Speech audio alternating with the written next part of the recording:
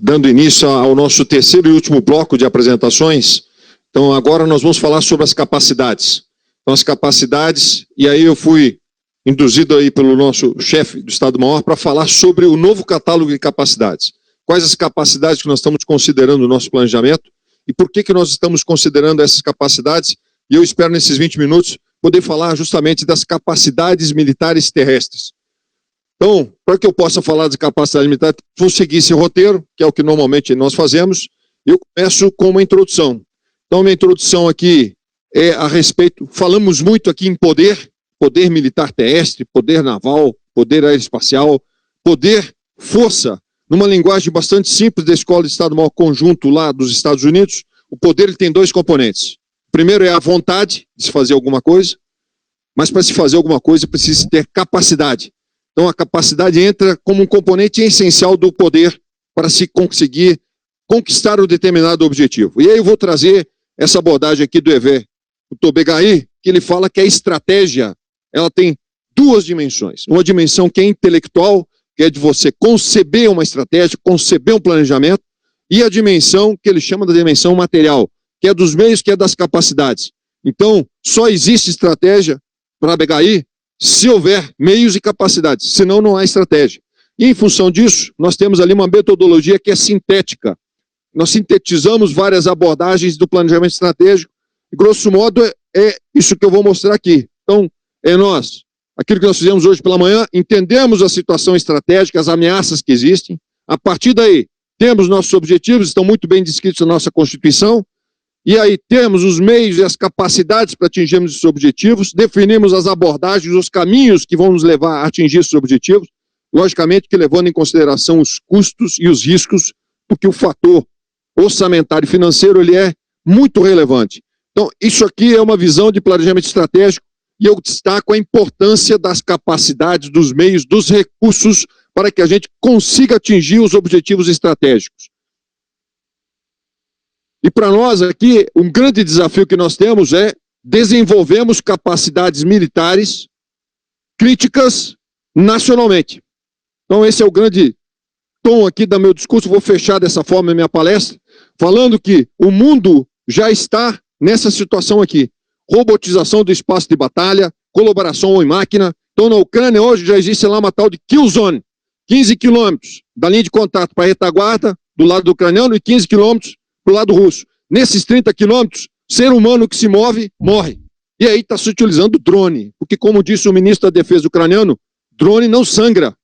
Então a repercussão para a sociedade ucraniana e russa é muito menor.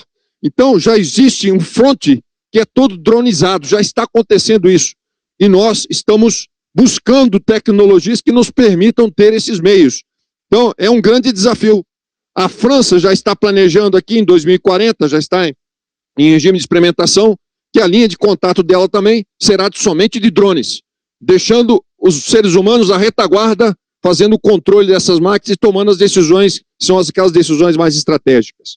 E aí nós estamos trabalhando, conforme eu falei aqui, dentro da doutrina militar de defesa, no conceito operacional das operações do multidomínio, que é um conceito da OTAN, mas que nós adaptamos aqui para a nossa realidade e nós identificamos, então, conforme falou o general Montenegro hoje pela manhã, que a abordagem das ações, elas acontecem em 5 domínios, os tradicionais, mar, ar e terra, e os novos domínios que estão cada vez mais relevantes. Então, o domínio espacial, e esse domínio que é cada vez mais importante, que nós vimos aqui nas ameaças anteriores sendo apresentado como sendo um domínio muito invisível, o domínio eletromagnético, cibernético e cognitivo. E as ações desses domínios têm efeitos nas dimensões física, humana e informacional. E aí, a nossa preocupação aqui dentro dessa concepção que nós temos tendo da Força 40, é nós estarmos em condições de sensoriar em cada um desses domínios para identificar as ações das ameaças. Identificando essas ações, tomar uma decisão numa velocidade rápida, adequada, oportuna e tempestiva. E, por fim, atuar para neutralizar essas ações oportunamente. Então esse é o grande desafio que nós temos de atuar nesse multidomínio e empregando as nossas capacidades militares para neutralizarmos, defendermos, protegermos aí a nossa sociedade. E aí, dentro da concepção, conforme o general Montenegro apresentou, nós estamos aqui no escalonamento, a força está sendo planejada para ela estar escalonada no seu esforço. Então, um esforço inicial, as tropas de esforço inicial, que é para dar a resposta inicial, na sequência, um esforço ampliado, que vem as forças que vão estar com maior capacidade de poder militar, e, por fim, o esforço total, que seria toda a mobilização. E dentro do desenho da transformação, nós temos 4 eixos de transformação. E o mais relevante, que eu considero o mais importante, que é essa dimensão material que o Couto Begarry falou, é o eixo das capacidades. Para que nós tenhamos capacidades, estamos prontos para responder. A gente fala Força 2040, pode ser que algum brasileiro vai dizer, não, em 2039 a gente começa a se preocupar com isso.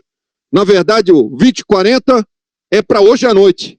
20 horas e 40 de hoje, nós temos que estar preparados para enfrentar as nossas ameaças de hoje à noite. E também as ameaças da década de 40. E aí, vamos tratar das capacidades de Estado para a defesa. Então, isso aqui é importante, que a nossa Política Nacional de Defesa e Estratégia Nacional de Defesa trazem bem claras que a defesa nacional não é somente do componente militar. Está lá previsto nessa documentação as capacidades de Estado para a defesa. Então, eu destaquei 3 ali. 3 que estão em azul. São 11 ao todo. Desenvolvimento tecnológico. Isso daí tem ministérios específicos que têm que estar preocupados com isso. O Brasil tem que ter tecnologias críticas dominadas internamente no nosso país. Porque uma das premissas, em termos de estratégia militar, é que eu não compartilho tecnologias críticas.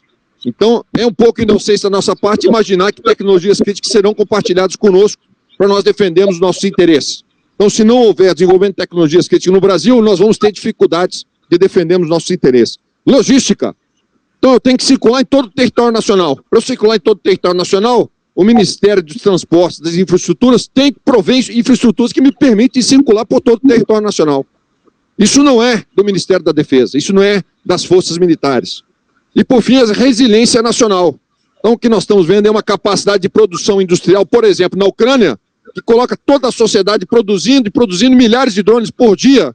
Isso daí não é as forças militares, não são as forças militares que estão produzindo. É uma resiliência da sociedade para enfrentar uma situação de conflito prolongado e dar as respostas que o Estado precisa para se proteger e para se defender em face de uma ameaça. Acabei pulando aqui. Também nesse documento estão lá as capacidades militares de defesa, que são aquelas 8. E nós, dentro do alinhamento com o Ministério da Defesa, nós estamos adotando exatamente essas 8 aqui. A única coisa que nós mudamos foi o nome da primeira capacidade. O Ministério da Defesa utiliza domínio da informação. Nós consideramos que, nós não vamos ter domínio da informação, colocamos superioridade de informações, tendo em vista que é considerando aqui o domínio terrestre somente. E aí, esse aspecto aqui, que a defesa nacional é indissociável do desenvolvimento do país. E a defesa nacional depende das capacidades do Estado. Então, é importante que a sociedade tenha essa visão.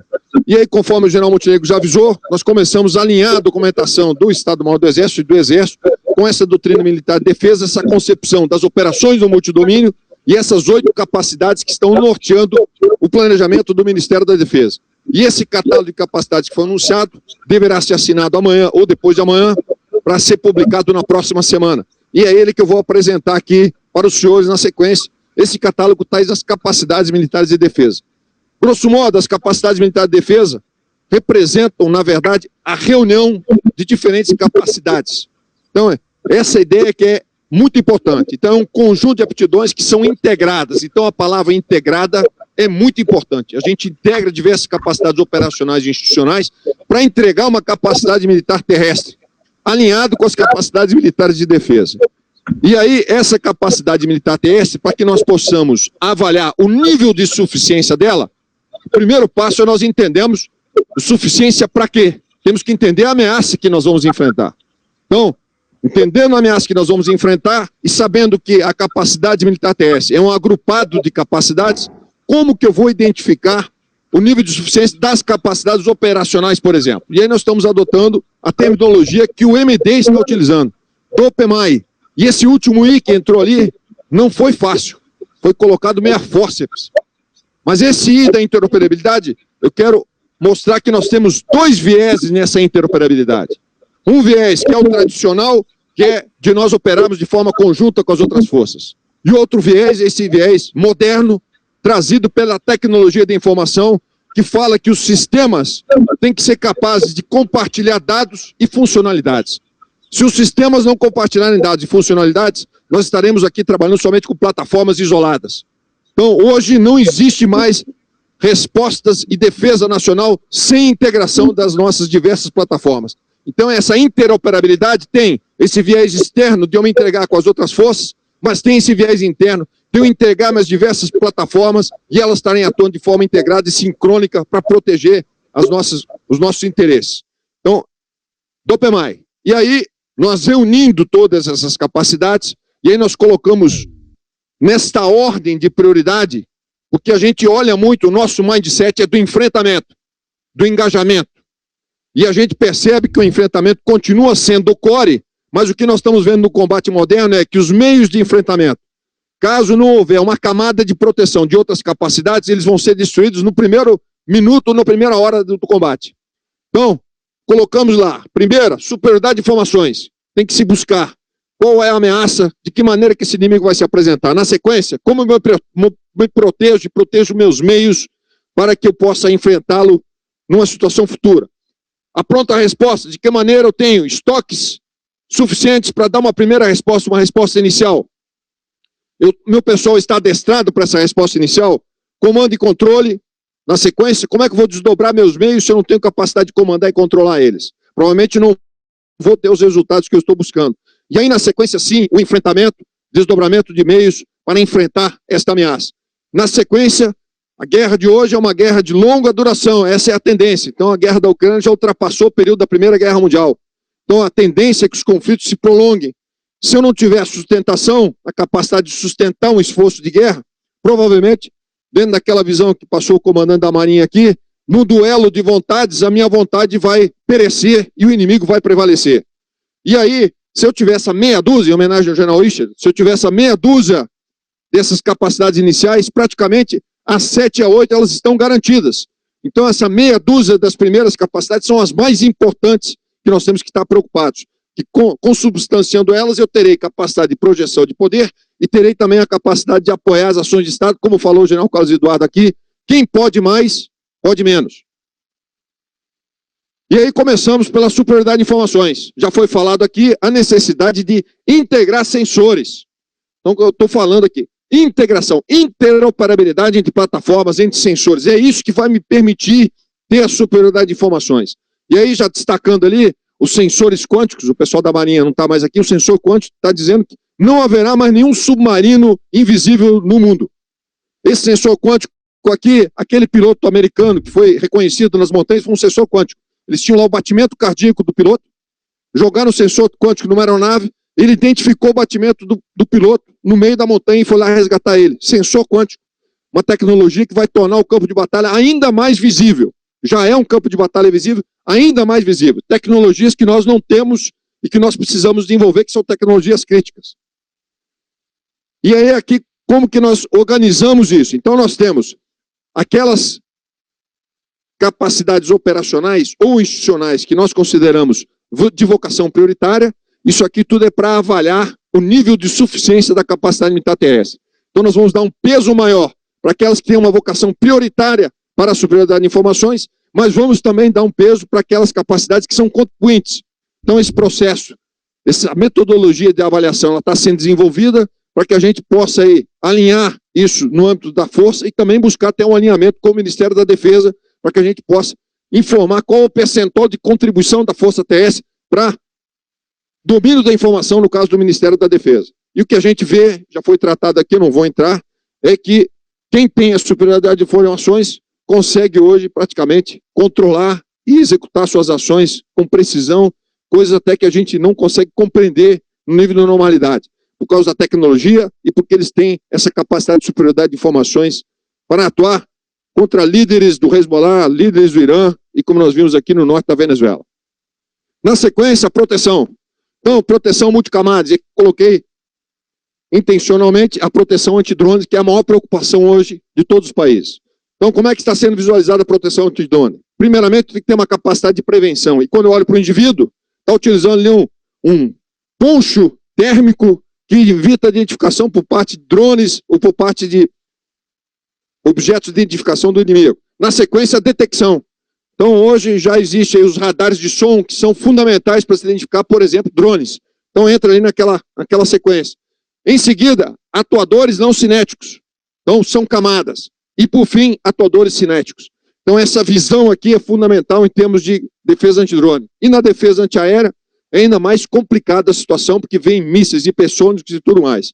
Então, como é que eu agrego isso daqui? Então, a preocupação da proteção é prevenção, para evitar isso daí, e caso acontecer, mitigação. Vocação prioritária, nossas capacidades que fazem essa vocação prioritária da proteção, e as contribuintes. Então, o que nós vemos aqui, em algumas imagens, os conflitos recentes que estão aí utilizando, a proteção utilizada por Israel, que atualmente tem funcionado muito bem, os mísseis israelenses, e bem como também a inteligência artificial sendo empregada para dar uma resposta instantânea e momentânea aí para as ameaças. Pronta a resposta, então, conforme eu falei anteriormente, tem dois componentes, a prontidão operacional, que é eu ter estoques necessários para operar inicialmente, para enfrentar essa ameaça, bem como também eu ter a capacidade de reagir, mobilidade estratégica, chegar de imediato onde essa ameaça se apresenta, para que eu possa neutralizá-la, controlá-la e proteger a minha sociedade e meu país. Então, dentro da vocação prioritária, aquelas duas capacidades principais, e aí colocamos na foto ali a reação do Paquistão contra os Rafales indianos. Utilizando a inteligência artificial, identificaram, tinham meios até assimétricos, abaixo do nível do Rafale, mas eles colocaram os Rafales indianos para o chão. E aí também a reação do Irã, utilizando aquela estratégia do mosaico, e a sua capacidade dos estoques que eles têm dos Shahed, dos drones que eles têm empregado. Então, caracterizando bem o que seria uma pronta resposta e uma preparação para ter uma capacidade de pronta resposta. Comando e controle, autoridade, o processo decisório, o Estado-Maior decidindo, tomando as suas decisões, de preferência apoiado em IA, e por fim uma estrutura que permite que as ordens sejam dadas e se controle a operação no sentido de atingir aqueles objetivos que foram traçados, tendo uma avaliação dos resultados. Então, o que nós estamos vendo? É importantíssimo que hoje nós tenhamos aí pelo menos dois meios, tenhamos meios alternativos de comando e controle, que como vemos aí, as tecnologias, principalmente nós brasileiros, que dependemos de tecnologia da informação importadas, que nós não temos aqui, nossos meios poderão ser cortados, digamos assim, pelos países que fornecem esses recursos, e nós ficaremos sem meio de comando e controle. Então, buscar redundância é fundamental, senão nós ficaremos aqui no blackout de comando e controle. Então, a nossa grande preocupação é como buscar redundância.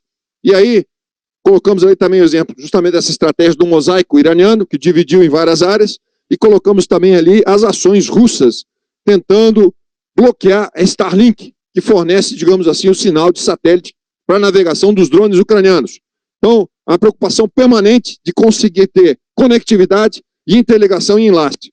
Enfrentamento. Então, os dois pontos de enfrentamento, o primeiro é manobra e o segundo é engajamento, cinético e não cinético. Eu ouvi lá na Polônia que a manobra estava morta, em virtude dos drones, porque estava tendo uma paralisia no fronte da Ucrânia e da Rússia. Que nós vemos a manobra nunca está morta. Então, o engajamento cinético e não cinético é para destruir meios, é para causar perdas. A manobra que vai garantir eu conquistar e manter territórios. Então, a manobra não está morta e enquanto a manobra não for efetuada efetivamente, provavelmente o conflito não vai ter fim.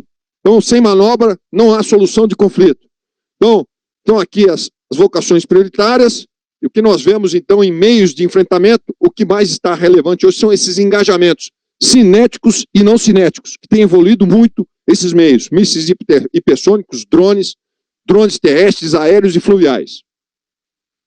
Na sequência, a sustentação, como eu falei aqui anteriormente. Então, é capacidade de projetar e sustentar força com resiliência e responsividade. E destaquei dois pontos. O suprimento, então esse suprimento, se não houver uma indústria capaz de produzir continuamente, não haverá o ressuprimento no longo prazo. E a necessidade também de termos a logística reversa, que muitas coisas têm que ser reaproveitadas para levar o fronte novamente para serem utilizadas no enfrentamento contra um adversário. Então, também a utilização de drones, coloquei os drones terrestres aqui na evacuação de pessoal, levar munição. Então, utilização muito grande por parte da Ucrânia desses drones lá na parte logística. E aí, fabricação de drones ucranianos, milhares por dia sendo utilizados, praticamente material descartável. E a Ucrânia resistindo por 5 anos à Rússia, que seria uma grande potência militar face à Ucrânia. Projeção de poder, conforme eu falei, tendo a meia dúzia anterior das capacidades, eu consigo projetar poder, transpondo a minha influência no mundo afora.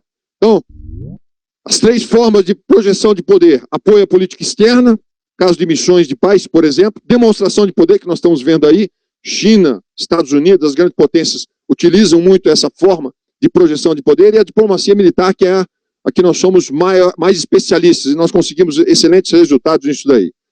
E apoio às ações de Estado. Também, cada vez mais, tecnologias sendo utilizadas, novas tecnologias, para nós apoiarmos o cidadão, os estados, quando atingidos por uma ameaça, que são as ameaças climáticas, bem como também o emprego das Forças Armadas na contribuição para esse desenvolvimento nacional. Então, apoio às ações de Estado é aquela que reúne mais capacidades, tanto operacionais quanto institucionais, para que as Forças Armadas consigam contribuir com a defesa do nosso país e dos interesses do nosso país. Então, era essa a minha apresentação. Grosso modo, em termos de conclusão, eu gostaria de dizer que, para que nós tenhamos o preenchimento das lacunas de capacidade, primeiro nós temos que entender que a estrutura precisa integrar todas as capacidades. A visão é sistêmica.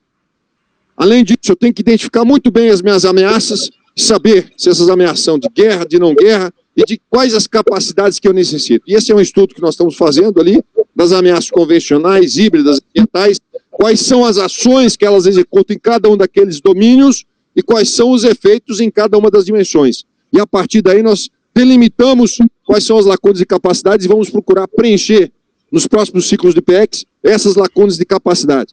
Esse aqui é o nosso trabalho cotidiano.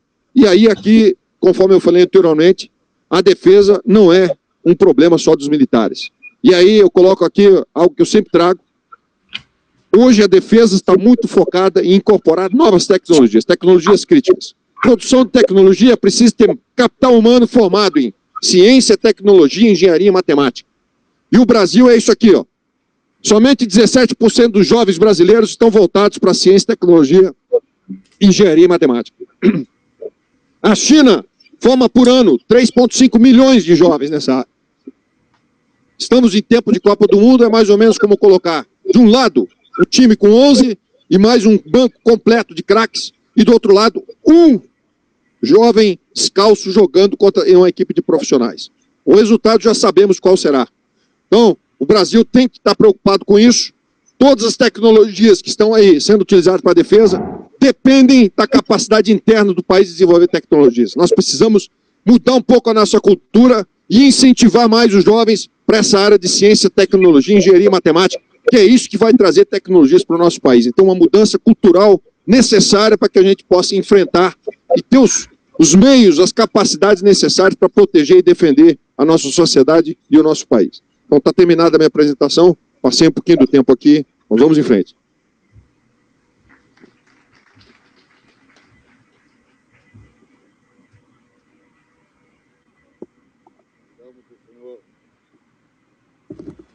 Convidamos o senhor General de Divisão Jaci Barbosa Júnior, comandante de Defesa Cibernética, a realizar sua apresentação.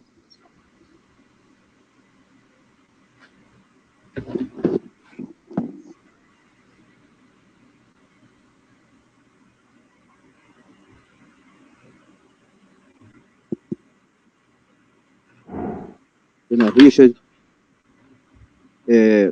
prezada plateia, é uma alegria, uma oportunidade de poder aqui falar um pouco para os senhores sobre este domínio, que na verdade meu trabalho foi muito facilitado, porque sobre o domínio eletromagnético, cibernético cognitivo, praticamente todas as palestras anteriores comentaram alguma coisa sobre o assunto.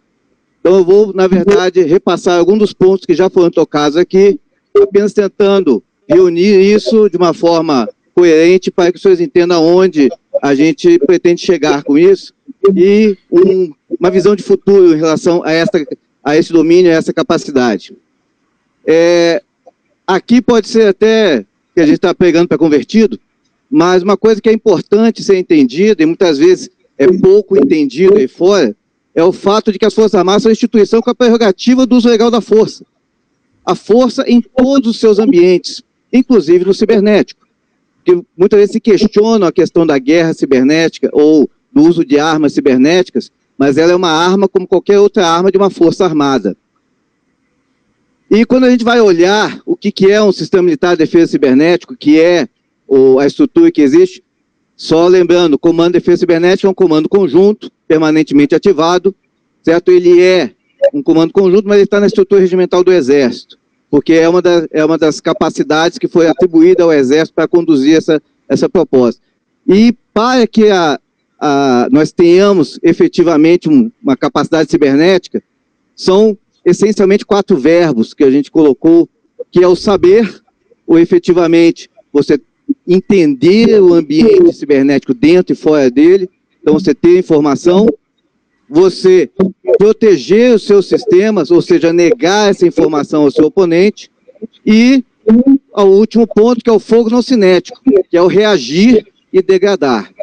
Então são atividades que fazem parte do trabalho da defesa cibernética e da guerra cibernética. E quando olha assim, tem que ser simples assim mesmo, para que a gente entenda, lembrando que até essa linha aqui, ela está debaixo da linha d'água, ninguém percebe o trabalho. E é isso mesmo. A parte que aparece, muitas vezes, é a parte de cima, porque é a que gera efeitos. Mas uma coisa não acontece sem a outra. E, apesar de ser simples, para que aconteça, a gente precisa de toda uma estrutura para que, efetivamente, nós tenhamos uma capacidade cibernética. Então, por mais que as atividades em si, no final, elas são e têm que ser simples, para você chegar nisso, para você ter um operador cibernético, você demora em torno de 5 anos para formar um operador cibernético. Você gasta em torno de R$300 mil em capacitação para você ter um operador cibernético. E você perde este elemento no mercado muito facilmente se você não mantiver e não tiver uma estrutura pensando nesse processo como um todo. Mas, apenas para que a gente olhe e continue falando sobre o assunto, a guerra atual sempre será aço, fogo, sempre será. A força faz parte do processo. A gente tem que entender o que é essa força e como nós usamos isso. O movimento, ele continua sendo necessário. E nisso aí, você na cibernética, você tem a grande possibilidade de estar presente em vários locais sem se deslocar. Então, você pode projetar força no cibernético. Então, você também tem movimento. E superioridade de informação, que foi comentado por todos aqui. Então, um exemplo simples é que nós olhamos, a guerra que todo mundo está falando hoje é a guerra dos sensores, do uso massivo de drones e do incremento do poder de combate pela rapidez, não apenas pela força. Mas o que está sendo pouco falado, e muitas vezes não é entendido, é que para viabilizar essa guerra, você precisa de capacidade de GE, cibernética, inteligência artificial, você precisa de comunicações em larga escala, você precisa do controle do espectro eletromagnético, porque senão os drones não funcionarão, porque senão as suas armas inteligentes não funcionarão. Então, esta parte aqui, que é uma parte invisível do processo, é essencial para que esta aqui aconteça. E é isso que nós precisamos entender e olhar o tempo todo. O desequilíbrio hoje, efetivamente, está na velocidade. Certo? O processo decisório, ele é cada vez mais um processo onde você, quanto mais rápido você fizer, mais poder você tem. O que acontece é o seguinte, que o ciberespaço hoje abriga as ferramentas que acionam e limitam o poder das outras armas. Porque quanto mais conectado você está, mais possibilidade você tem de ser interferido pela via cibernética. Então, hoje, a cibernética, quando nós falamos de ameaças, e ameaças já foram tocadas, aqui não vou caminhar em torno disso, mas as ameaças, quando nós falamos em cibernética, elas estão não apenas no TO, não apenas no teatro de operações, estão na ZD, na zona de defesa, na zona de interior, estão no território, independente da distância em que está acontecendo esse conflito. Então, nós temos que entender isso como uma questão de a gente entender como fazer. Alguns exemplos rápidos, senhores. Vou dar um exemplo de uma guerra recente, que é a questão de Israel-Irã, a Operação Rugido de Leão. Ela resolveu, Israel se propôs a fazer um apagão digital no Irã. Mas como o pessoal que conhece a atividade, e mesmo, vamos traduzir isso para o termo da artilharia, quando vai fazer uma barragem de artilharia, a capacidade necessária é muito grande, o gasto de combustível, gasto de munição é muito grande, e você consegue fazer isso de uma maneira episódica. Então, apesar de ter sido feito, é uma atividade que tinha que ser episódica. Mas aí o que ele resolveu fazer? E aí entra a estratégia por trás da capacidade. Israel chegou e hackeou um aplicativo de oração, muito popular no Irã. Essas informações estão todas na internet, não tem nada, tudo de internet isso aqui. Apenas conclusões que a gente vai tirando em relação a isso. Este aplicativo aqui, o Bad Sabah, o que ele fez? Ela, começou a mandar mensagem para lá, dizendo para as tropas não lutarem, para evitarem o confronto. Começou a avisar, com 5 minutos de antecedência, os ataques que aconteceriam. Então, ele avisava, o ataque acontecia. Ele avisava, o ataque acontecia. Então, qual foi a reação do Irã? O Irã foi e bloqueou a internet dele. Isso aqui não foi Israel que fez, foi o próprio Irã que fez isso. E aí, 2 efeitos. Ele mesmo tirou boa parte da comunicação interna dele e ele criou uma whitelist, deixou apenas para quase 4% da população. Isso aí, automaticamente para Israel, eram os alvos de alto valor. Então se tornou a lista de alvos de Israel a partir dessa ação que foi feita pelo próprio Irã. Então, senhores, quando a gente olha para essas coisas, você vê que é mais do que simplesmente força, é estratégia. Acontece somente em países em guerra? Não. Sabotagem com infraestrutura crítica na Polônia. Isso aqui é um APT financiado por Estado. Acontece no Brasil? Sim, empresa Dígito, uma empresa de tecnologia brasileira, onde 9 de cada 10 empresas de segurança do Brasil trabalham com sistemas deles. Teve 3 terabytes de dados exfiltrados dela. E aqui, quem fez? Esse grupo aqui, que se autodenomina DDoS,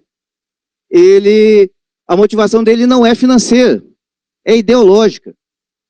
Ele acha que ele é o sucessor do Wikileaks. Então, acontece somente no setor militar? Não, senhores. Nós vemos isso todo dia, em todo lugar. Isso aqui, essa curva, ela mostra exatamente crimes contra bancos, físicos, cibernéticos. É mais fácil, mais rápido, mais seguro para quem está fazendo. 24 de junho do ano passado, houve um ataque de negação de serviço em praticamente todo o governo federal. Domínio Gov.br, e aí cascateou para a PF, para a BIM, para o INSS, Conect SUS, ECAC. Então, senhores, isso é o dia a dia. Então, quando o nosso brigadeiro comentou aqui, o elemento da Marinha comentou da zona cinza, é meu dia a dia, senhores, é o dia a dia que a gente trabalha. E isso aqui, senhores, ativo de geopolítico do século XXI, os cabos submarinos. O mundo muda, o mundo está mudando, e é isso que a gente tem que ver. Ok, olhando para isso e contextualizando as ameaças que nós estamos olhando, espionagem, desinformação, ataque à cadeia de suprimentos, pré-posicionamento em infraestruturas críticas. Então, essas atividades são ameaças de Estado. Como já foi comentado aqui. O Condeciber fez uma avaliação em torno dos principais alvos, as coisas mais críticas que pode ter em relação a esse tipo de alvos. Da mesma forma, nós temos ameaça de organizações criminosas internacionais. Ransomware como serviço, criptografia, o elemento invade o seu sistema, criptografa o seu sistema e te pede um resgate. E aí você tem 2 problemas. Se você paga, se torna um bom pagador. Você vai ser atacado de novo. Se você não paga, muitas vezes você pode ter efeitos. Um hospital, quando tem um sistema dele hackeado, morre gente. Então, isso aqui está cada vez mais barato de se contratar. E a ofensiva, roubo de identidade e credenciais, fraude financeira, lavagem digital, isso tudo, senhores, eles são ameaças à soberania de um Estado, às atividades do Estado quando atua em cima de serviços essenciais ou infraestruturas críticas, e pode ser uma ameaça, inclusive, para as Forças Armadas daquele país. Catástrofes naturais, calamidades públicas, o que acontece? Por que isso? Que todo mundo já comentou aqui também. Porque neste momento, um ataque cibernético, neste momento, ele acaba se tornando um problema muito maior quando o Estado está mais deficiente. E a gente vê cada vez mais que após estes eventos, a quantidade de ataques cresce significativamente, normalmente por motivação financeira. Então, senhores, quando a gente joga isso e olha para 2040, a gente vê quais são as ameaças prioritárias neste domínio. Ransomware, espionagem estratégica, desinformação, infraestruturas críticas, senhores. A parte de telecom é uma preocupação de todos os países hoje. As grandes estruturas de telecomunicações, você ter acesso ao core das infraestruturas de telecomunicações, tudo passa por ali. Então, uma preocupação muito grande com o tipo de equipamento que você compra, com a proteção dos equipamentos. Se você tem confiança naquilo ali, se não tem backdoor nos equipamentos que se compram, você tem que ter condições técnicas de identificar e de saber se isso é um problema ou não. Então, isso aqui, senhores, é a visualização de 2040 em relação às principais ameaças que a gente observa. E isso que direciona o caminho que a gente precisa seguir para ter uma força cibernética. E um adicional, que é a questão do tempo. Hoje, o ritmo é muito mais rápido, o ritmo é diferente. O que levava anos para a evolução, hoje são semanas, muitas vezes dias. E a IA se tornou uma ferramenta, mas também se tornou uma arma. Então, nós temos que olhar sempre como usar isso aí, tanto como ameaça, como também como uma possibilidade de apoio. Então, quanto mais conectada uma nação, maior a exposição dela a esse tipo de problema. Então, a capacidade cibernética, ela estende a atuação militar do país além das suas fronteiras, pois não tem distâncias, você não tem bordas em relação a isso, você não tem fronteira. Mas não diminui a necessidade de planejamento, treinamento e desdobramento. Porque quem acha que uma ação cibernética acontece, vou fazer agora e ela acontece, não é assim que funciona, senhores.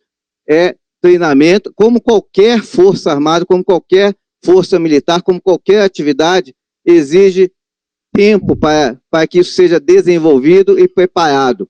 Não se improvisa esse tipo de coisa.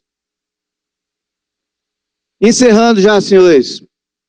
Então, quando a gente olha o caminho, e aí vem a questão em relação a que a 7ª subchefia nos solicitou, qual o caminho para chegarmos nisso? Dentro dessa avaliação alinhada com as ameaças, alinhada com os problemas que foram identificados, nós vemos que, e aí eu tentei colocar isso dentro do nosso ciclo, dos nossos PX, a gente ter algumas atividades que precisam acontecer para que nós tenhamos, lá em 2040, uma dissuasão cibernética crível, nós possamos exportar capacidades, ou seja, dentro da nossa diplomacia militar, da nossa projeção de poder, a gente ter capacidades e ser referência regional, tem alguns caminhos aqui no meio do caminho que nós precisamos trabalhar, e precisamos começar desde já, que é justamente trabalhar a questão da criptografia, que está mudando, criarmos parcerias, academia, indústria, forças armadas,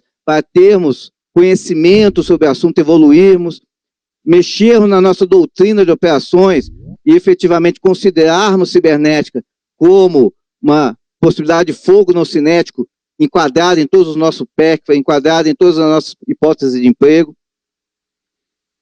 Uma parte de IA de defesa soberana, que é um trabalho, inclusive, que o Condecib vem fazendo, já vem trabalhando nessa área. Defesa ativa de infraestruturas críticas. Sim, nós precisamos estar trabalhando as nossas infraestruturas críticas, porque delas depende a segurança do Estado. Então, isso é um trabalho que o Condecib já vem fazendo há quase uma década, de exercícios, trazendo as infraestruturas críticas, conversando sobre as vulnerabilidades. O Guardião Cibernético é um grande exemplo disso, um exercício que hoje é o maior exercício do Hemisfério Sul, que vem conduzindo para a discussão dos problemas em infraestruturas críticas. O nosso próximo vai acontecer agora de 21 a 25 de setembro. Capacidade de atribuição, que foi comentado por vários aqui, isso é extremamente difícil no ambiente cibernético, mas é essencial para que você possa dar uma resposta de Estado. Você tem que ter capacidade de atribuir. Isso não é simples, isso é um processo de amadurecimento e de trabalho para que você consiga dizer, este fato aconteceu e quem fez foi esse Estado, ou essa organização, ou esse problema. Essa capacidade de atribuição, ela é um diferencial neste ambiente cinza que todos falam. A ciberinteligência, porque ela é uma capacidade, ela não é o essencial da capacidade cibernética, mas a capacidade dela produzir inteligência é muito grande e ela precisa ser integrada a todos os sistemas. E aí sim, nós teremos outras capacidades e aí precisamos que o Estado consiga produzir nacionalmente equipamentos, porque toda vez que você não consegue produzir os equipamentos ou não ter sua capacidade nacional, você depende dos outros. E aí sim, em 2040, a gente chegaria a ter dissuasão cibernética. Então esse roadmap, simples, grandes linhas, apenas atendendo a demanda da 7ª Subchefia, da visão do Condeciber em relação ao caminho à frente. Então, e entra por aqui a prioridade de Estado, questão do capital humano, autonomia tecnológica, a migração pós-quântica, que é uma realidade, não tem como fugir disso, ela vai acontecer, ela vai mudar o paradigma da computação. E a maneira mais fácil de entender quântica é a gente dizer assim, hoje toda computação ela é binária. É como se você tivesse apenas duas notas. Assim, a computação quântica é como se você tivesse um piano. É a maneira mais simples de você entender o poder que você vai ter, a diferença que você vai ter em termos de computação. A parte de infraestruturas críticas, nós já trabalhamos, é responsabilidade do GSI, mas a defesa está sempre envolvida nesse processo. Cooperação, coordenação cibernética, inteligência artificial e quântica. O mundo todo caminha para tratar esses três assuntos juntos, inclusive na parte de legislação. Não tem como separar isso aqui. E a pergunta é, por que a cibernética se preocupa com a inteligência artificial? Por que está buscando colocar uma IA soberana dentro da estrutura da defesa? A grande preocupação é com a informação. Porque na prática, se você não tiver o tratamento dos dados dentro de um local onde você consiga controlar, a informação vai fluir por onde você não pode protegê-la. Então, a grande preocupação da cibernética com a IA não é com a ferramenta em si, mas é com a informação que vai ser tratada por ela. Bom, senhores, fechando, faltando 7 segundos para cumprir a nossa meta, detectar, proteger, responder. Soberania não é apenas palavras, nós temos que defender e projetar essa soberania.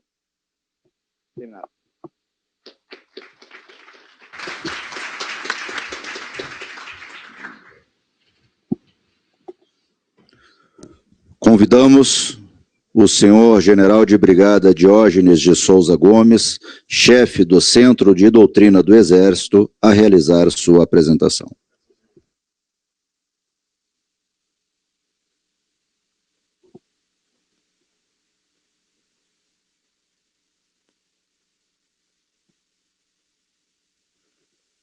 Senhor General Richard, senhor General Barbosa, General Gelson, caros amigos que prestigiam, né, esse evento tão importante aqui e essa iniciativa do nosso M, por intermédio aí da 7ª Subchefia.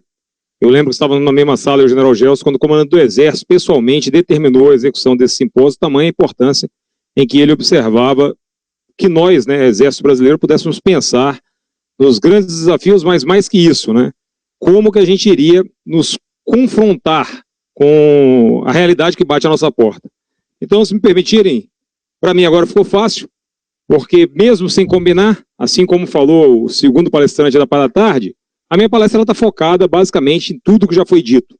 E isso eu considero de muito importante. Esse é o lado bom. O primeiro que eu não vou falar nada. E o segundo, que o mais importante, é que o Exército, por diversos setores, já está pensando da mesma forma. Então a gente tem já uma unidade de pensamento, a gente sabe onde que a gente quer chegar, a gente sabe o que a gente precisa fazer. O importante, talvez, se a gente quebrar os paradigmas, né? E talvez isso seja o mais difícil, a gente atuar na gestão interna da força, para que a gente possa efetivamente chegar em 2040 com uma força mais preparada para os desafios vindouros. Mas só para não me alongar, também não vou falar de desafios, porque já o Carlos Eduardo já bateu muito isso aqui, já o Gelson já falou sobre isso daqui, todos que vieram aqui falaram sobre as tecnologias disruptivas, acabamos de ter uma excelente palestra sobre cibernética e guerra eletrônica, resiliência e logística foi abordado por diversos outros, robotização, então todo mundo só fala nisso, mas eu vou, né, me permitir falar um pouquinho sobre o rompimento aí dos paradigmas, que eu acho que talvez seja o grande entrave para a gente. Há pouco tempo, né, nós tivemos uma revolução aí no mundo, após globalização, ou durante a globalização, que a gente falava que o mundo era VUCA, né, o mundo era incerto, era volátil, aí logo depois vai mudando a geração, a gente chega no mundo bunny, o mundo frágil, o mundo ansioso, e o nosso general Richard nos brindou com o mundo psíquico, né, que é imediatista. Então, na minha avaliação, e aí a definição própria, se é que me permitem, né, eu vou dizer que o mundo é doido mesmo. Para mim é isso. Nós vivemos uma era de loucura, né, onde cada um faz o que quer, as ações são totalmente inconsequentes, os mecanismos internacionais perderam total relevância, né? Dica hoje, talvez só serva para escrever livro, talvez no futuro a gente seja cobrado sobre isso, mas o que eu vejo é que realmente as pessoas estão ficando realmente malucas mesmo.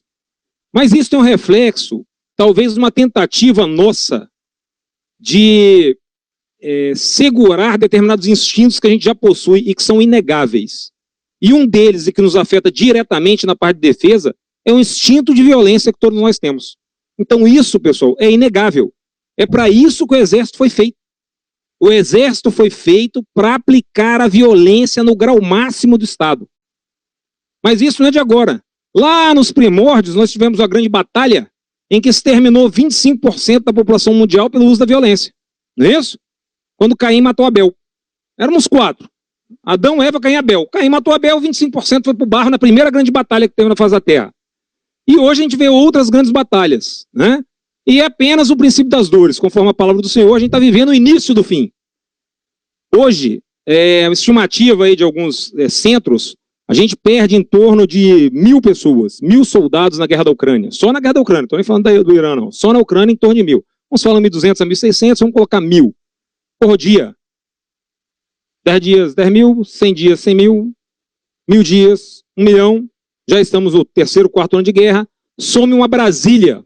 A Brasília inteira, o Distrito Federal desapareceu, vai desaparecer com prolongada guerra, vai sumir entre mortos e feridos. Então é para isso que a gente tem que estar preparado. É como proteger todos esses ativos. Como é que nós, responsáveis pela Força Terrestre, vamos proteger todos esses ativos? E aí cada um que me precedeu falou um pouco do seu contexto e eu vou falar um pouquinho do centro de doutrina. Principais características, acredito que todo mundo entende isso daqui, né? Aqui foi a parte da violência que eu falei, aqui são os impactos, né? E realmente a gente tem que entender esses impactos como uma forma, talvez, em termos de rede, né? Não existe impacto mais pontual, ninguém atinge um ponto específico. Então, os impactos, eles têm desdobramentos em todas as áreas. O recente agora, o uso de tecnologias ucranianas na guerra da Rússia, por causa da tecnologia de jammer, anti-jammer, spoofing, não spoofing, GNSS, navegação inercial, uso de navegação de IA, não estou dizendo que foi, estou dizendo que eu li. né, que houve uma negação do uso de Starlink para os russos. Então, quem usa Starlink é só o ucraniano, não é isso? Aí o russo agora está planejando destruir o sistema Starlink. Né, esse foi o último relatório que eu li. Eles estão querendo agora fazer o cyberataque para acabar com essa rede de satélites a baixa altura. Então, vocês imaginem o impacto disso em todas as dimensões, física, humana, informacional, o quanto isso não pode afetar a população do mundo, se isso efetivamente acontecer. E o campo de batalha, todos falaram também, ele é cada vez mais transparente e letal. A realidade é essa. Mais uma vez eu falo, a gente tem que estar preparado para esses novos desafios, mas concordo com, em gênero, número e grau, com o comandante de Marinha que esteve aqui, que os princípios de guerra não mudaram. Eles estão sendo aperfeiçoados, talvez, pela tecnologia.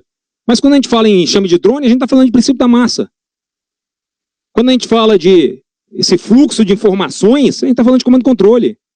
Quando a gente fala de colocar o meio mais barato para atingir o mesmo resultado, desgastando aqueles meios mais caros de outro país, a gente está falando de economia de forças. Então, princípios de guerra, na minha opinião, eles não mudaram. A tecnologia, sim, ela vai alterando e ela vai perpassando, né, todas as nossas funções de combate. Então, essas aqui foram as principais tendências que a gente identificou lá no Centro Doutrina. O Centro Doutrina, ele tem um olhar doutrinário, um grupo de estudiosos que fica prospectando, né, essas novas tendências nos conflitos recentes e atuais. Então, são diversas atividades, são diversas iniciativas, são diversas TTPs, são diversas táticas, são diversas ações estratégicas que a gente reuniu mais ou menos nessas caixinhas aqui para facilitar essa nossa conversa aqui. Então, vamos falar rapidamente, Keywebs é a nova forma de se decidir e se atuar, robotização já foi muito falado, gerenciamento de campo de batalha, eu acho que aqui a gente tem muito a ganhar, como o próprio general Barbosa, que me antecedeu, falou sobre a questão cibernética, guerra eletrônica, tecnologia e custos, o quanto vale você investir todo o teu orçamento numa tecnologia, mas que ela não é produzida em larga escala, que ela não se replica. Então só um pequeno nicho usa. O que é válido? Você ter um investimento muito alto para tecnologia para poucos usarem, ou você ter uma tecnologia mais em conta, mais popular. Aí é o parâmetro lá do Fusca e da Ferrari, né? Lógico que a Ferrari vai chegar com mais presença, vai chegar mais rápido, tem muito mais tecnologia. Mas quem dirige o Fusca, dirige Ferrari também. Então você acompanha uma certa tecnologia, mesmo porque a gente tem um aceleramento do desenvolvimento tecnológico que hoje, em termos de drone na Ucrânia, é 3 semanas. 3 semanas já está se mudando toda a tecnologia em termos de navegação de drones. Logística e energia. Então, a gente tem que entender que a gente precisa aproximar a logística do campo de batalha, mas a gente precisa aproximar isso, não é só pegar uma impressora 3D e colocar lá para o comandante de companhia, não. A gente precisa aproximar a logística do campo de batalha no sentido que não adianta as empresas apresentarem produtos para as Forças Armadas, na minha visão. Não adianta mais. Não adianta o cara me entregar o fuzil dele. O que adianta é ele estar próximo do combatente da trincheira e o combatente falar para ele, eu preciso de um fuzil que faça isso. E ele volta lá e produz. Então é essa aproximação logística que a gente precisa. E além disso, a gente tem que considerar que toda essa parafernália aqui, ó, tudo isso consome energia, que talvez seja a nova classe de suprimento. Não tem conflito hoje se não tiver energia. Então as tecnologias basicamente cibernética, antidrones, a tecnologia laser, a potência de micro-ondas, tudo isso demanda uma carga de energia absurda. O combatente hoje carrega em torno aí de 25 quilos, 20 quilos só em baterias e parafernália eletrônica. Fora o que ele tem que carregar em termos de munição, fuzil, equipamento de proteção. Então como é que vai produzir tanta energia para esse combatente? Como é que nós vamos recarregar tantas baterias para esses equipamentos eletrônicos? Então essa será uma grande sacada para os próximos anos vindouros aí de como é que nós vamos produzir energia, e não é só produzir, hein? Tem que armazenar também. Que produzir tem um monte de painel solar flexível aí, tem uns dizendo que até o cara veste agora um painel solar e vai andando. Agora como é que armazena essa energia para ser utilizada quando se precisa? Então são realmente grandes tendências aí que a gente tem observado nesse grupo que a gente tem lá no Centro Doutrina. Aqui é gato e rato, ou o contrário, ou o nosso paralelo de drone, antidrone, vírus e antivírus. Hoje, a mesma empresa que faz o vírus, ela também faz o antivírus. Hoje, a mesma empresa que faz drone, também faz antidrone. E aí, eu estava lá no Satorri, o Lima me acompanhou lá, né, e outros companheiros aí do nosso EB, e eu passei por um stand conhecido, uma empresa conhecida, renomada, todo mundo hoje está na guerra da Ucrânia, né? E aí eu falei para ele, pô, mas que equipamento é esse? Ele falou, isso aqui é um jammer, e eu sou capaz de derrubar todos os drones hoje no mundo. Então, inclusive, participamos de um teste de conceito, eram 14 empresas, só a minha conseguiu atingir os objetivos e derrubou os drones. Eu falei, pô, interessante. Aí ele explicou termos técnicos, o que eles utilizam. Aí eu fui numa outra empresa renomada que falava drone. Empresa enorme também, segundo eles também, na Ucrânia. E aí o cara falou assim, não, meu drone ninguém derruba. Porque mesmo que tenha o drone, eu tenho o anti-drone para instalar no meu, o anti-jammer para instalar no meu drone. E um anti-jammer hoje de 2 canais já está ultrapassado. Então nós vendemos o de 2 canais, o de 4 canais. E o de 16 canais nós estamos utilizando na guerra da Ucrânia. Aí eu falei, pô, então tá difícil, né? Um fala que derruba todos, outro fala que o dele não é derrubado, aí voltei lá no primeiro. Aí ele me explicou, não, João, é assim, vou dizer para o senhor, errado ele não tá, porque isso é uma questão de física. Então quem tiver mais capacidade vai sobressair. Mas eu derrubo o drone dele. Mas se ele coloca um anti-jammer com a capacidade maior que o meu jammer, pode ser que ele consiga neutralizar. Primeiro que o sinal de jammer vem da Terra. E aí o drone dele vai identificar que se o sinal está vindo da Terra, ele está se ligando com o céu, ele vai bloquear aquele sinal da Terra e vai continuar se guiando pelo sinal de satélite. Então ele vai continuar voando. Mas a gente tem uma solução para isso, que é só se eu pegar o meu jammer e colocar na plataforma aérea que eu vou emitir o sinal de cima para baixo e ele vai se confundir e aí também ele não voa. Aí vai, tá bom, cara, mas o custo disso? Então é isso que a gente tem que entender. Que drone e antidrone é gato e rato o tempo todo. Então talvez, antes da gente buscar a melhor e mais cara tecnologia, talvez a gente tenha que procurar uma tecnologia que ela se popularize. Que todos nós, a exemplo que está fazendo hoje o americano, fazendo os outros exércitos, né, que o cadete já recebe um drone para chamar de seu, a gente talvez precise popularizar algumas tecnologias. E essa também é antidrone. Seja ela cinética e não cinética. Uma outra situação, a gente precisa produzir em larga escala, porque hoje o GC já tem o drone e tem também o antidrone. Então os GCs hoje em conflito, eles já têm a capacidade de identificar os drones e neutralizar aquele drone, cada um no seu nível. E aí, é o que já foi falado, né? A nossa defesa em bolhas, né? Ou em camadas, tanto cinética quanto não cinética. E vou falar, se isso aqui não tiver integrado, não vai funcionar. E isso também já foi falado aqui. Transição de Q-Chain para Q-Web. Então, isso aqui nada mais é que uma mudança também de paradigma, que além de acelerar o processo decisório, você tem a capacidade de atuar com vários setores, vários vetores e também vários escalões. Então, hoje, você depender da autorização do escalão superior para tomar uma determinada ação, para neutralizar uma ameaça que está à sua frente, vai lhe causar vida humana. Vai lhe causar perda de ativos. Então, essa estrutura, né, mais rígida, mais verticalizada, hoje ela está perdendo espaço. Agora é uma transição muito difícil. Isso aqui também não é fácil. Então o que a gente tem que entender é que a gente precisa efetivamente treinar os nossos líderes em todos os escalões para tomarem decisões o mais assertivas possíveis. Por outro lado, em termos de crítica, nós temos que aceitar o erro. E o impressionante quando a gente fala em mudar de paradigmas é que a gente não aceita o erro muitas vezes na AMAN, que é o local que o cadete tem para errar. A gente não aceita o erro na pesquisa e desenvolvimento.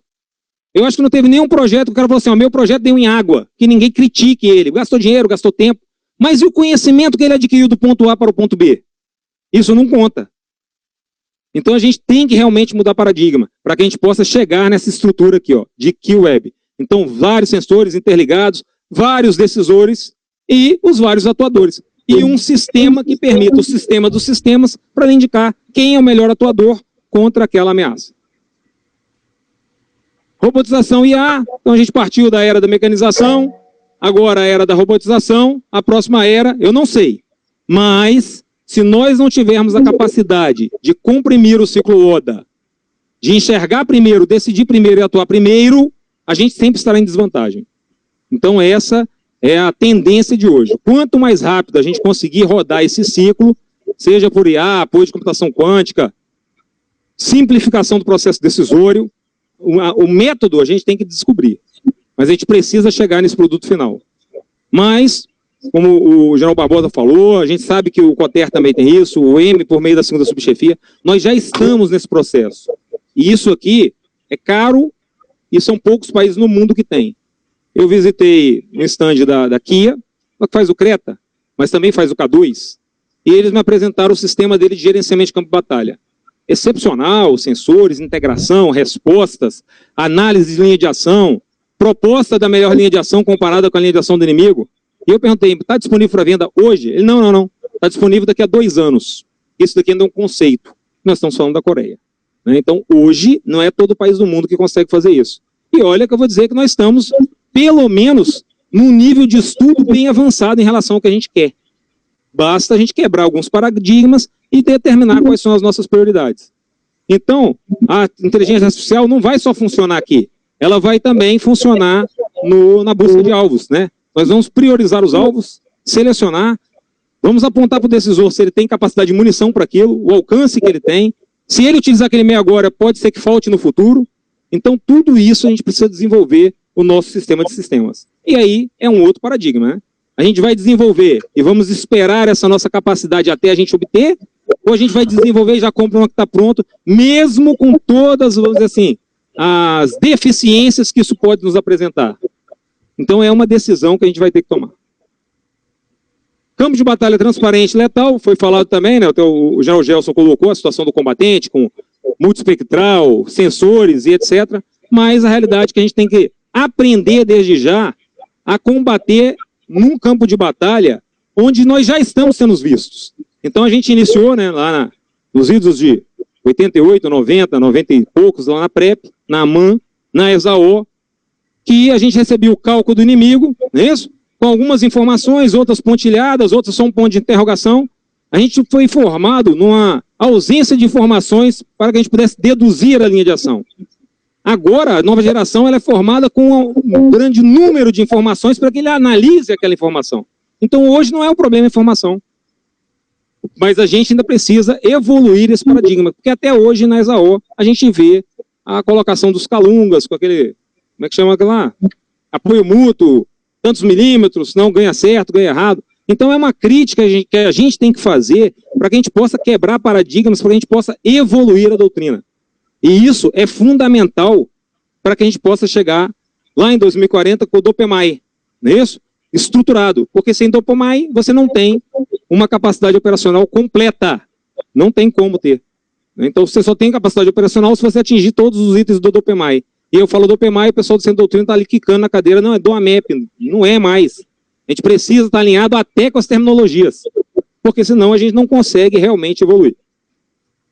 Então, isso daqui, ó, para a gente chama-se gerenciar. Então, o campo de batalha hoje, imagine como empresa. E ela tem que dar lucro, ela tem que funcionar. Senão, o mercado engole ela. Importância do domínio eletromagnético cibernético cognitivo, não precisa de eu falar. Hoje, de acordo também com o que eu li, né, a gente não tem aquela absoluta certeza, mas está se reduzindo 1/3 das tropas de manobra, hoje, no conflito, para colocá-los operando, por exemplo, drones com as tecnologias. E um aumento considerável da tropa de militares que atuam com guerra eletrônica. Porque ela tem que ser colocada, inclusive, lá no nível pelotão. Então, o comandante de pelotão, o comandante de companhia, eles precisam de guerra eletrônica. Eles precisam identificar a ameaça que está vindo sobre eles. Porque aquela situação, vou colocar, lembra da artilharia antiaérea lá? Artilharia PC reserva, hoje não se aplica mais. Hoje você precisa da antiaérea lá na ponta da linha. Senão toda aquela tropa vai ser destruída. E aí o general Gelson falou, né, da kill zone. Né? Hoje o dado médio é 50 km é o máximo que um blindado consegue rodar na kill zone. 50 km, se ele não tiver os mecanismos de proteção, ele será destruído no campo de batalha. E às vezes destruído, já falaram aqui, né, o custo da guerra, né? É destruído por um equipamento que custa 1/10 ou 1/100 ou até menos do valor daquele blindado ou daquela peça de artilharia e por aí vai. Então a gente precisa efetivamente desenvolver, né, essa intenção de valorizarmos o campo eletromagnético, o cibernético e o cognitivo, porque também vão ter implicações diretas nas dimensões físicas e informacionais também. Paradoxo econômico, já foi falado também, né? Hoje, um míssil Patriot na faixa aí de 3 milhões de dólares, um drone, o Pelicano lá da Ucrânia, que está destruindo as refinarias, 750 mil dólares. Então o cara gasta 3, 4 vezes se fosse para defender contra aquele drone sem a garantia de sucesso ainda. Né? O paradoxo econômico. A gente tem que entender que a guerra hoje, ela extrapolou a zona de guerra, né? Ela está lá na zona de interior agora, instalou a área de operações. Então, hoje o cara ataca a infraestrutura logística. Então, hoje, ao invés do cara ficar tentando derrubar os drones, ele ataca a fábrica de drones. Ao invés de ele tentar destruir os blindados, ele ataca as refinarias que vão dar combustível para aqueles blindados. Então, a guerra hoje, ela efetivamente, ela extrapolou o campo de batalha. Então, você não tem mais uma área de operações. E com isso, você tem um peso econômico. Quem tem mais capacidade de suporte ganha a guerra, e isso também não mudou. Né? Então, logística e energia, né? Logística 4.0, fins de depósito, aproximação, como eu falei, a energia como mais um dos itens de cadeia de suprimento. Deixamos de ser trincheira, como eu falei, para a gente já atuar agora em cima das infraestruturas, né? Salvo engano, o último número que eu tinha, 90 petroleiros russos já foram destruídos pela Ucrânia. 90 petroleiros. Imagina o prejuízo que isso não causa. Não só no que já afundou, né? Mas será que o cara vai ter mais 90 para repor, para fazer esse transporte, no estalar de dedos? Aceleração do desenvolvimento tecnológico. É uma outra teoria que a Ucrânia está usando agora. Não adianta querer me vender a tecnologia que vai estar pronta daqui a um ano. Eu preciso daquela que está pronta agora. Eu preciso empregá-la hoje. Então é outra visão que a gente tem que ter sobre essa questão do desenvolvimento tecnológico. E às vezes, pessoal, é tão caro que não compensa. Então o ucraniano está raciocinando com 3 premissas. Tem que ser barato, tem que ser efetivo e tem que ser produzido em larga escala. Senão, não me apresenta. Ele não quer. Porque ele sabe que o custo da guerra para ele está sendo muito alto. Então, se não atender essas 3 premissas, a tecnologia que é apresentada, ele não aceita mais. Hoje, o enxame de drones, que se usa ali 300, 500 mil drones, eu vou dizer, mais ou menos aí 20% tem um objetivo específico. O resto não tem nada, só voa. Só para desgastar as defesas antiaéreas. Aí tem ali 10, 20% que está interligado por IA, e esse sim, com permissão de reconhecer onde estão os radares, reconhecer onde estão a artilharia antiaérea, reconhecer onde estão os alvos estratégicos, para que uma terceira leva faça uma ação cinética. Porque hoje todo o conflito começa, pelo menos o que a gente tem observado dos últimos 2 grandes, 3 grandes, com uma onda, a primeira leva, ela é uma onda de ataque cibernético e de guerra eletrônica. Então o primeiro é confundir os sensores inimigos por meio da cibernética, negar as comunicações, para depois sim vir uma segunda leva, que são os drones menores, que vão identificar onde estão os alvos, com a terceira leva, eliminar esses alvos para permitir um ataque em profundidade. E, como conclusão, fruto das nossas capacidades militares terrestres, né, o Centro de Doutrina levanta 17 capacidades operacionais, a mais nova delas, e que vai diretamente ao encontro do que eu falo daqui, ó, finanças, é o custo disso aqui, ó. Custo da logística para sustentar tudo isso aqui.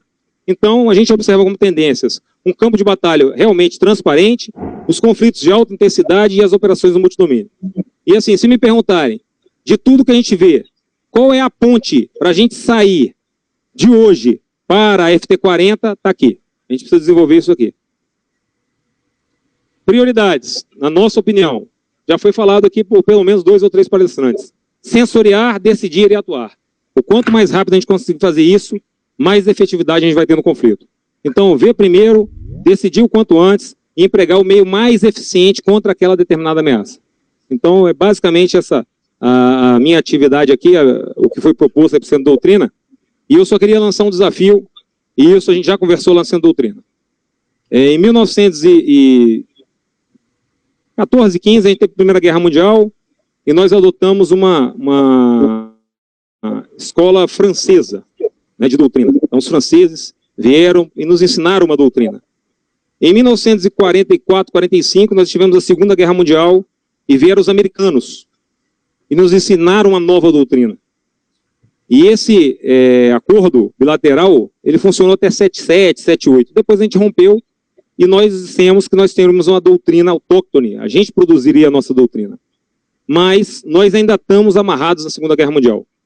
Então a gente precisa tirar a doutrina do Exército Brasileiro da Segunda Guerra Mundial, porque senão a gente não chega na FT40. E o que é a minha maior dúvida, será que nós vamos precisar de que um outro exército venha para cá para fazer uma nova escola de doutrina? Ou nós temos essa capacidade? Então me desculpem a sinceridade, a franqueza, mas é uma reunião aqui, um bate-papo entre amigos.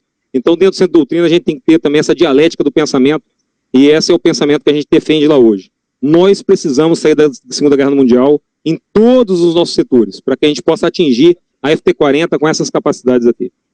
General, era essa a contribuição do Centro de Doutrina. Muito obrigado.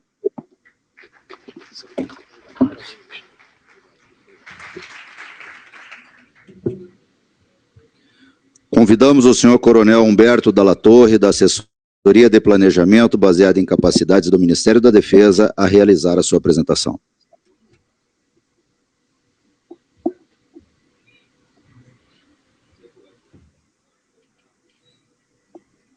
Tá bom? Tá. Boa tarde, pessoal. Pode ter certeza que não será cereja, a minha palestra não será cereja na parte de cima do bolo, mas semana passada eu estive conversando com o General Gelson. Ali eu procurei, na realidade, fazer uma apresentação minha aqui sobre capacidades, mas fazer apenas um grande repasse para a gente pensar por capacidade, pensamento por capacidades. Quando eu estou fazendo um MBA num aspecto de administração, e quando eu fui falar a respeito de planejamento, uma matéria de planejamento estratégico, o professor, a primeira coisa, ele começou a falar de pensamento estratégico. E a primeira coisa que nós temos que trabalhar, quando falar a respeito de capacidade, nós temos que ter o pensamento por capacidades. O que fica muito tranquilo, e o dia de hoje nós podemos ver que todo o trabalho que nós começamos lá em 2013, na terceira subchefia sem doutrina do Estado-Maior do Exército, falando sobre capacidade, emitimos aquela primeira série de 14 manuais, que foram operações no amplo espectro, capacidades, funções de combate, tudo isso aí, a partir de 2014, nós temos o Exército Brasileiro, que eu tenho falado bastante do Ministério da Defesa, já está entranhada a ideia da capacidade. A capacidade já está entranhada e dentro do Exército Brasileiro fica fácil. E muitas das coisas que eu falarei aqui serão repetição do que já foi comentado aqui, só dando, e depois talvez eu faça algumas lembranças de algumas coisas que foram faladas ali.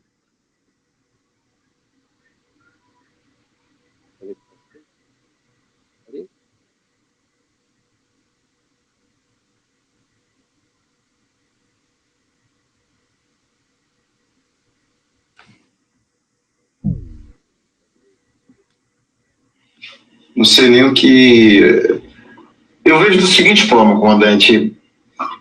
O acordo do Trump com o governo pró-ocidental do Irã, que é um governo pró-ocidente, que é um governo que quer reformas. Eu começo por uma parte aqui muito interessante, essa frase do Donald Rumsfeld.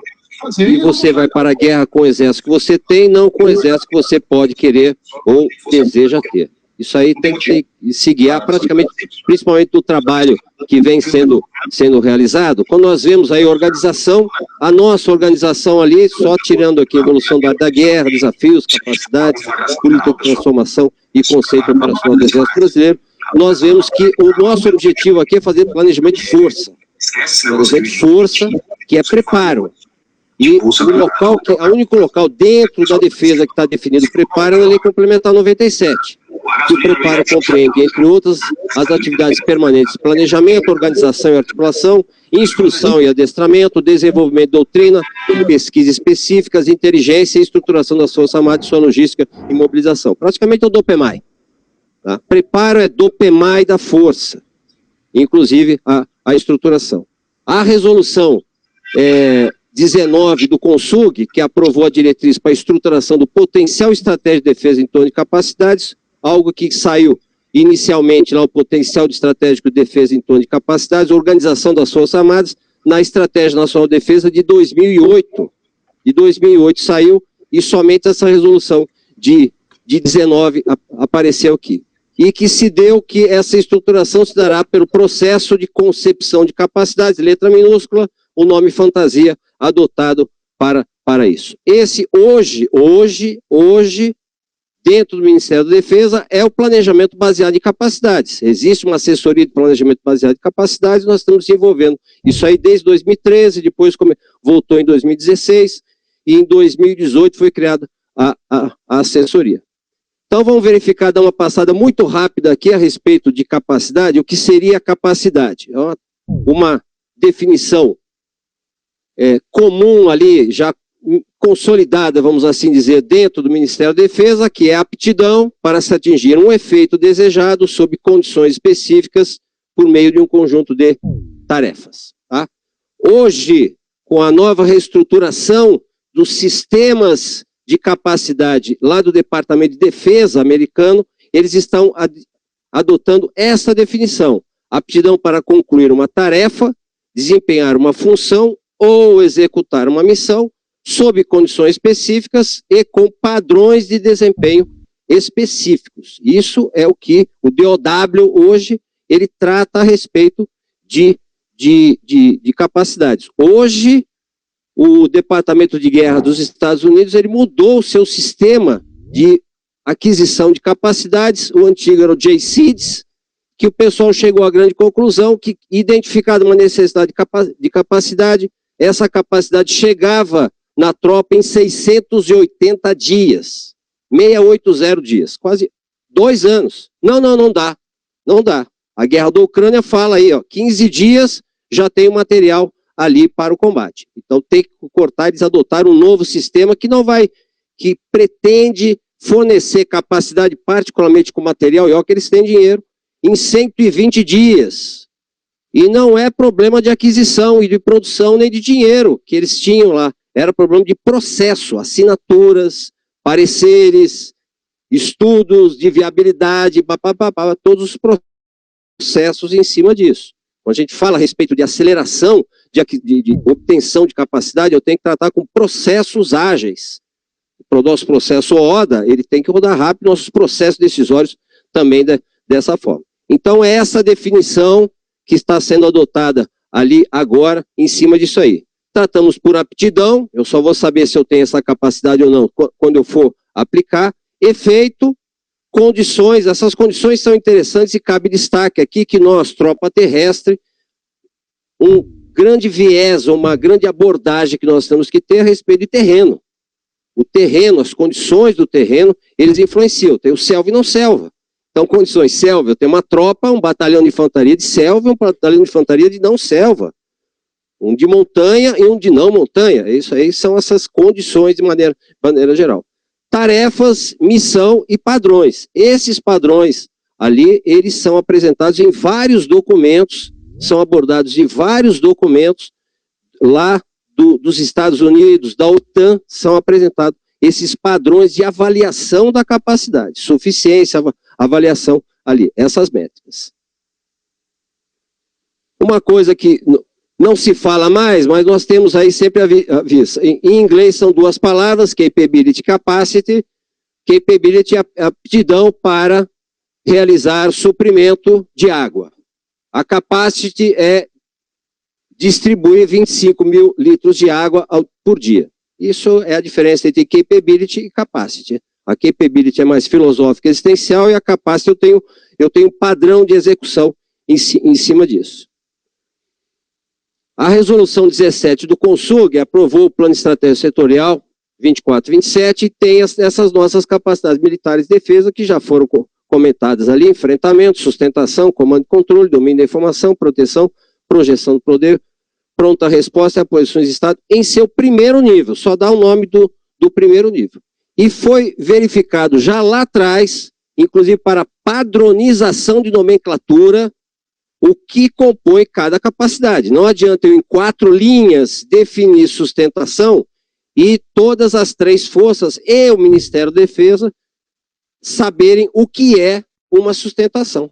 Então aí nós fizemos ali, terminamos já o ano passado, um trabalho que começou lá em 2020, com participação das forças, um catálogo de capacidades militares de defesa, que agora, a última, ele está para ser despachado com o chefe do Estado-Maior Conjunto das Forças Armadas no dia 20/7, na próxima segunda-feira, para distribuição para as forças singulares e as chefias do MD. Eu sei que o catálogo do Exército tomou por base a minuta que tem, que pode ter alguns erros, sim, de definições, sim, e aí nós vamos trabalhar. Isso aí será uma discussão com as forças singulares de curto alcance, porque a pretensão do SENCFA é aprovar esse catálogo até o final do ano. Até o final do ano. Nós já estamos em julho. Se for distribuído agora, início de agosto, nós vamos ter que a resposta para as forças singulares será de 30 dias, 60 dias, para que nós possamos fazer essa aprovação ali pelo ministro da Defesa até o final do ano.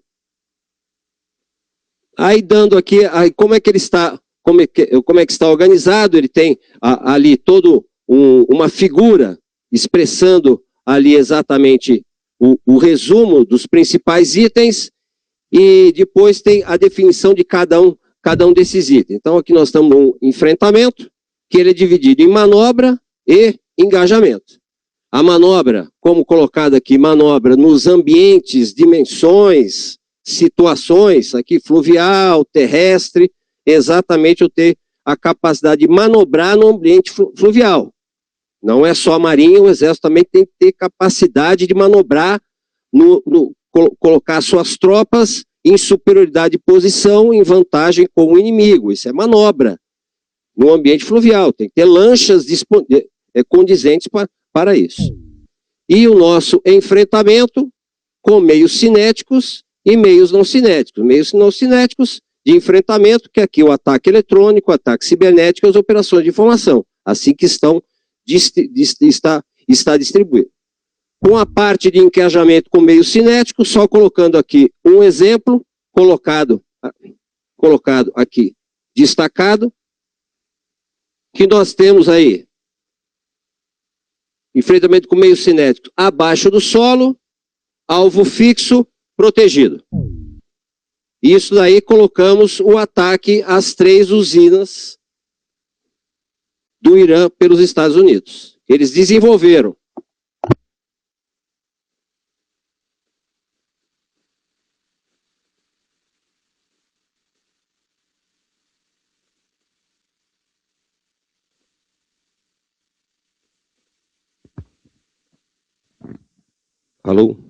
Eles desenvolveram e aplicaram uma bomba, durante 30, 40, 50 anos desenvolveram essa bomba para ter essa capacidade de atuar.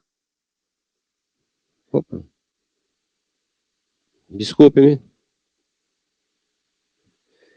Ter capacidade de penetrar 80, 90 metros dentro do terreno para explodir a usina lá embaixo. Isso é um desenvolvimento, um projeto de mais de 40 anos que eles desenvolveram aquela bomba naquela situação. Nós teremos essa capacidade? Temos que ter capacidade? Sim. Vamos desenvolver a bomba? Talvez não. Talvez nós iremos para atingir esse alvo subterrâneo fixo aqui protegido, nós teremos ali desenvolver algum TTP dos nossos forças especiais para irem embaixo, penetrar e fazer essa parte. É uma questão, teremos essa capacidade ou não teremos essa capacidade? Vou dar um exemplo prático simplificado, tratando sobre uma ameaça aérea, que nós temos aí caça, helicóptero, SARP, míssil balístico, míssil de cruzeiro, e hoje nós temos a artilharia antiaérea. É a nossa capacidade que nós tratamos disso aí. A princípio é isso que nós temos aí nos nossos manuais. Que como uma capacidade ela é dividida, é executada por tarefas, então, para fazer a artilharia antiaérea, eu tenho que planejar, que é função de combate, comando e controle, eu tenho que desdobrar, que é movimento de manobra, eu tenho que detectar, que é inteligência, identificar a inteligência, neutralizar, que são fogos, estabelecer a rede C2, que é comando e controle, e suprir, principalmente, munição, que é uma atividade de função de combate, que é uma tarefa da função de combate logística. Então eu vou fazer isso aí. Mas não é só isso. Nós sabemos que essa ameaça está no solo, ela não fica só voando o tempo todo, tem toda a estrutura de apoio, tem os sistemas fixos de defesa e controle espacial, sistemas móveis de defesa e controle espacial e o sistema de comando e controle. E eu posso desenvolver uma capacidade de fogos, campanha, tubo, mísseis e foguetes, e aeronaves, helicópteros e SARP, para atacar essa ameaça ou toda essa estrutura que está aqui. Já foi comentado por várias pessoas aqui exatamente isso. Além disso, eu posso fazer uma ação terrestre. Posso fazer uma infiltração aeromóvel, desloco uma companhia de de fuzileiros, ela vai para lá, destrói o aeroporto e volta. E é exfiltrada ali. Essa é uma capacidade que eu tenho que ter, a aeromobilidade, que eu vi que está no catálogo aí, o Sedotex colocou, a aeromobilidade, para destruir a estrutura de apoio, um aeroporto ali do inimigo numa determinada profundidade. É claro que isso aí, doutrinariamente, eu vou acertar. Eu também tenho ação direta e reconhecimento especializado de operações especiais, que também pode agir em toda essa parte. E tem as ações não cinéticas, o ataque eletrônico, e eu tenho que ter o ataque cibernético em cima disso aí. Com relação a capacidades, eu gosto sempre de falar que isso aqui não é opção. Eu não vou desenvolver só uma capacidade para uma coisa, eu vou desenvolver várias. Eu não vou chegar e falar assim, para atacar o aeroporto, a estrutura de apoio, eu vou utilizar míssil. Tá bom, eu acerto o míssil, mas qual aeroporto? Juscelino Kubitschek. Eu erro o tiro e vai acertar uma casa que tem 5 pessoas. Não, é de Congonhas. Eu erro o alvo, ele acerta um prédio com 100 apartamentos, 4 pessoas dentro de cada um. Opa, o risco é muito grande. Então eu não vou atirar, eu tenho que ter outras capacidades para isso. Tá? Eu vou tratar um caso rápido aqui, numa referência internacional que nós temos, dessa Defense Security Cooperation University, que fala aqui a respeito, vou dar uma passada aqui, o que eles chamam de Sistema de Planejamento e Emprego de Defesa, o SPED dele.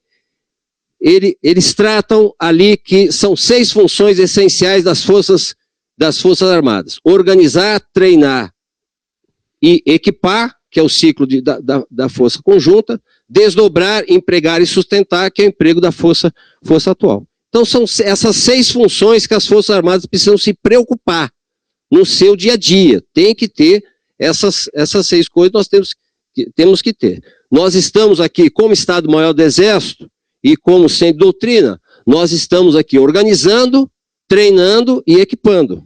Estamos configurando essa parte, para depois entregar para o comandante operacional, o comandante tático, ali o comando do Corpo do Exército, ali para ele desdobrar, empregar ou sustentar.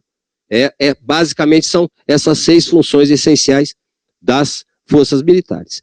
E eles seguem um sistema, esse sistema aqui, ele é interessante em cima de alguns pontos aqui. Aqui nós temos toda a parte de estratégia de defesa, estratégia nacional de segurança, não precisa falar, mas essa parte aqui nós temos o preparo da força, que é o Capability Planning, de médio prazo e longo prazo, e do lado direito eu tenho todo o meu trabalho de planejamento corrente. Então aqui eu tenho, como nós estamos colocando na SPEN isso aqui é o PBC, isso aqui é o PECFA. O PBC e o PECFA. O que junta isso aí são os conceitos conjuntos. Conceitos conjuntos. Que nós já tratamos. Nós estamos fazendo concepção de emprego conjunto das Forças Armadas, a SECFA, que deve vir para cá também a partir de setembro. A SECFA está sendo trabalhado lá num grupo de trabalho com a participação das forças. O COTER está participando, é o representante ali do Exército. E depois disso nós precisamos de um conceito. Por exemplo, como é que nós vamos fazer logística numa operação da Amazônia? Tem que ser feito um conceito conjunto. A Marinha tem essa responsabilidade, a Força Aérea tem essa, o Exército vai fazer assim, ou então o MD vai fazer a contratação. Isso aí tem que ser acertado um conceito conjunto. E o foco total sempre é nas unidades militares. Não dá para enxergar? Então vamos colocar. Os componentes da capacidade militar estão nas unidades, que pode se resumir a três abordagens. Pessoas, equipamento e atividades de prontidão, ou readiness, como foi colocado ali. Nós estamos com um problema, o TCU carrega muito isso aí. Prontidão, só que a nossa definição do glossário de termos de prontidão não é essa prontidão. Não é essa prontidão do readiness, de ter tropa em condições, né? Não é pronta, é em condições de atuar. Tá? Então nós temos que avaliar as pessoas, o pessoal, as organizações, os equipamentos, sistemas, hardware, instalações e as atividades de prontidão, que é o treinamento em si, manutenção, materiais manutenidos, suprimento e comando e controle. a capacidade, efetividade e eficiência militar são uma função direta do equilíbrio entre esses três componentes principais. Com relação à medição de capacidade, a maioria do pessoal, tanto da OTAN, dos países da OTAN, quanto dos Estados Unidos, o pessoal não mede a capacidade, mede as tarefas. E o S-Arm Task List, ele mostra ali como medir cada tarefa que a OM tem que fazer. É um manual de 580 páginas, com gráficos e quadros em cima disso aí. Não são medidas, as capacidades não são medidas, porque a capacidade é um conjunto de tarefas. Então eu tenho que ter, como eu mostrei na artilharia antiaérea, eu tenho que ter todas aquelas tarefas. Eu estou fazendo isso aí, eu tenho material para desdobrar, pessoal adestrado para desdobrar, eu tenho sistema de armas, eu tenho um sistema de suprimento, sim, qual é o meu nível? Isso que é medido de maneira geral em cima disso aí. Só fazendo umas 2 ou 3 observações ali que foram falados, o nosso futuro sempre é capacidade de operações conjuntas. Agora, internacionalmente, o pessoal está trabalhando com operações integradas. O jointness, que o pessoal tem trabalhado em cima disso aí. Tá? A ameaça, o desafio, às vezes nós colocamos em desafio. Na realidade, quando nós falamos, o PVC não trata por ameaça. Não. O planejamento baseado em capacidade visa levantar capacidades. As nossas capacidades são para se contrapor às capacidades ou os efeitos que são produzidos pela ameaça ou pelo desafio. E a única forma, inclusive internamente aqui no Exército Brasileiro, nós acabamos com a Olimpíada Acadêmica. É difícil fazer aqui os novos paradigmas, temos que acabar com a Olimpíada Acadêmica. E lá no Ministério da Defesa nós temos que acabar com a Nova Maé. Não adianta querer dizer, falar assim, para isso aqui eu preciso disso aí. Eu mostrei antiaérea. Antiaérea aí eu posso falar assim, eu tenho que ter aeromobilidade para combater o caça inimigo. Não, é artilharia. Não, peraí, pessoal. Não é. É a quebra dos nossos paradigmas que nós temos que trabalhar em cima disso aí. Deixo 2 frases aí que nós estamos trabalhando, né?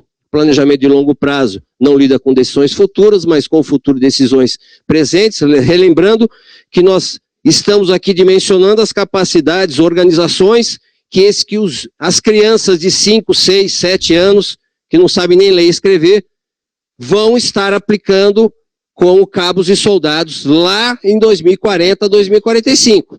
Tá? É isso que nós temos que dar responsabilidade para o pessoal não ficar reclamando que não, eu queria ter tal coisa. Não, a gente deveria ter visto isso lá em 2026. O nosso projeto não pegou. E sempre esquecendo a frase do Steve Hawking aí que a inteligência é aptidão para se adaptar às mudanças. Temos que trabalhar bastante com essas nossas mudanças. Muito obrigado, pessoal.